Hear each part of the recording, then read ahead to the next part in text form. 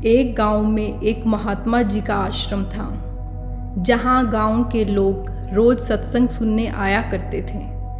प्राचीन समय में लोगों का जीवन बहुत ही सादा और शांति से भरपूर था। घर के पुरुष अपना दिन भर मेहनत कर धन अर्जित किया करते थे और थके हुए जब सांझ में घर लौटते तो भोजन आदि कर अपने परिवार समेत महात्मा के आश्रम में प्रवचन सुनकर मन को आनंदित करते थे। उसी आश्रम में एक सेठ जी भी आते थे। वो पेशे से जोहरी थे। उनका जीवन बहुत धन विलास से परिपूर्ण था। वे हर रोज महात्मा जी का सत्संग अपनी पत्नी के साथ सुनने आया करते थे। एक रोज सायंकाल का समय था। महात्मा जी का सत्संग चल रहा था। सत्संग का मूल विषय था लोभ। लोभ एक ऐसा विकार है जो इंसान के विवेक को खत्म कर देता है और उसके लिए नीच से नीच कर्म करने में भी इंसान नहीं सोचता। हमें कभी किसी वस्तु और सांसारिक सुख के पीछे पागल नहीं होना चाहिए। प्रभु जिस विधि रखे उसमें ही संतोष करना चाहिए। महात्मा जी ने आगे कहा कि लालच बुरी बला है। लालच के अधीन होकर इंसान अपने इंसान होने का एहसास भी भुला देता है और विचारहीन होकर कुछ भी कर जाता है। सेठ को ये बात कुछ जची नहीं। उसने महात्मा जी से कहा, महाराज, आप कहते हैं लालच बुरी बला है, सो मुझे बताइए ये लोभ है क्या? कोई वस्तु है? इसका कोई सीधा रूप दिखाइए। महात्मा जी ने कहा, पुत्र फिर कभी आना, आपको इस बला का सीधा दर्शन करवाएंगे।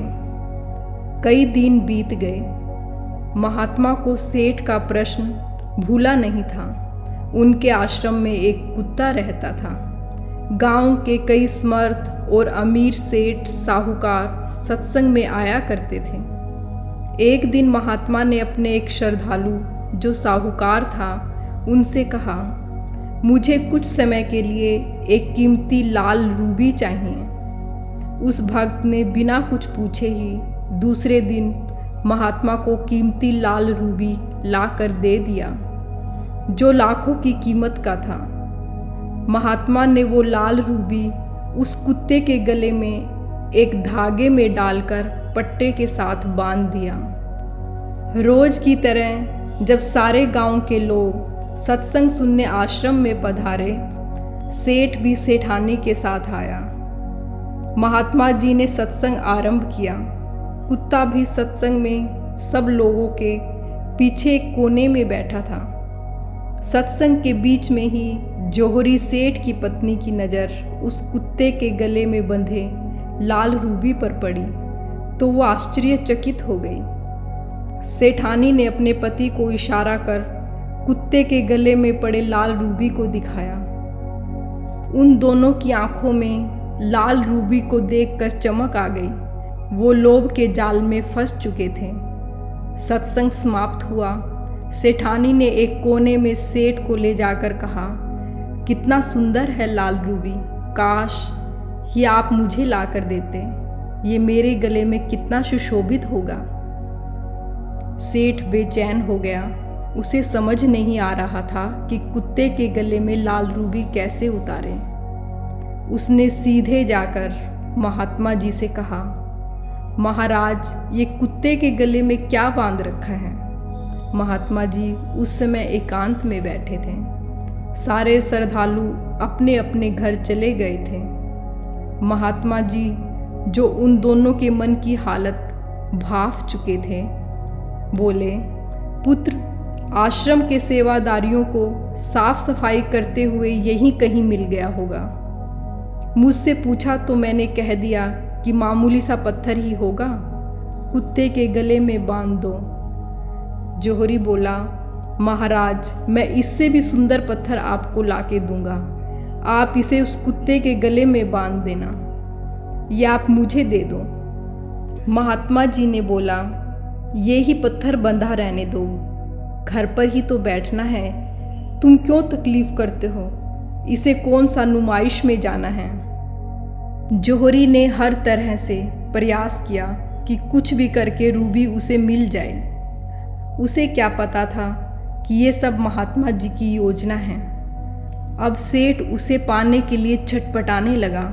जब उससे रहा नहीं गया तो उसने महात्मा से प्रार्थना करते हुए कहा, आप जो भी कहेंगे मैं करने को तैयार हूँ, बस ये पत्थर आप मुझे दे दो। महात्मा जी बोले, ये मैं तुम्हें एक ही अवस्था में दे सकता हूँ। महात्मा का इतना कहना था कि सेठ सेठानी के चेहरे पर खुशी के बादल मंडराने लगे। वो दोनों तो कुछ भी करने को तैयार थे। उन्होंने कहा, जल्दी बताइए। महात्मा बोले, तुमको उस कुत्ते के साथ उसके बर्तन में भोजन ग्रहण करना होगा। सेठानी ने कहा, बस इतनी सी बात। उसने सेठ को कहा, थोड़ी देर की तो बात है, जैसे तैसे हम ये कार्य कर लेंगे, पर सोचो बदले में हमें कितना लाभ होगा। उन्होंने महात्मा की शर्त को स्वीकार कर लिया। थोड़ी देर में एक श्रद्धालु ठंडी खीर एक थाली में परोस कर ले आया। जैसे ही थाली कुत्ते के सामने रखी, उसने मुंह डालकर उसे जूठा कर दिया। अब जौहरी सेठ सेठानी भी शर्त के मुताबिक थाली में से खीर खाने को तत्पर हुए। जैसे ही वो दोनों खीर मुंह में डालने लगे, महात्मा जी ने झट से उन दोनों के हाथ पकड़ लिए और कहा, लो पुत्र, आप खुद देख लो, यह है लालच का सीधा और प्रत्यक्ष प्रमाण। तुम स्वयं ही लोभ का रूप बन गए हो। लाल रूबी की लालसा में कुत्ते की झूठी खीर खाने के लिए भी तैयार हो गए। क्या यह लाल रूबी, जिसके लिए तुम दोनों इतना नीच कर्म करके अपने मनुष्य पद से गिरने को तत्पर हो गए, मरने के बाद तुम्हारे साथ जा सकता है? जौहरी के मस्तिष्क में एकाएक अपना पूछा गया सवाल याद आ गया, जो उसने अहंकारवश महात्मा जी से पूछ लिया था। वो बहुत लज्जित हुआ। वो और उसकी पत्नी शर्म के मारे नजरें नहीं उठा पा रहे थे। उनकी आंखों से लज्जा और अपराध भावना के आंसू गिरने लगे।